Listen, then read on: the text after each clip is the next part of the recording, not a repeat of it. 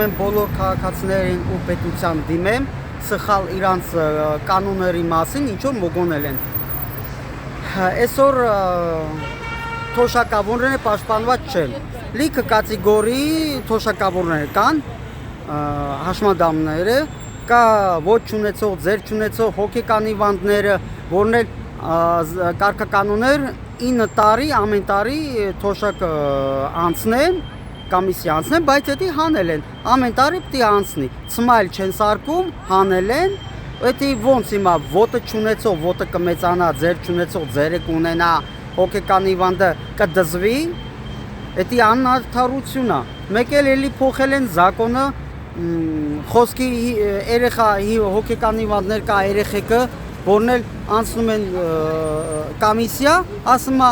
դուք 60%, 70% խելք ունեք։ Այդ ոնց են իրանք, դա տոկոս ինչը բանկն է, որ տոկոսով են չափում, ինվալիդ է, հոգեկան ինվալիդ է, ձեր չունեցող, ոտը չունեցող ինվալիդ է։ Դա պաշտպանություն է ու ոնց որ ամբողջ աշխարհում թոշակավորը 8 տարի անցնում է թոշակ կոմիսիա,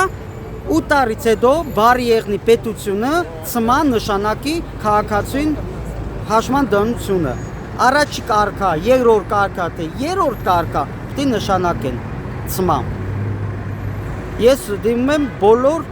պետության աշխատողներ առողջության նախարարությունը։ Ես չեմ ցանկանա, որ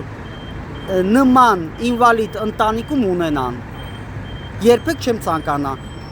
Միջև մարդ ցավը չի զգա, ինքը ուրիշի ցավը չի զգա։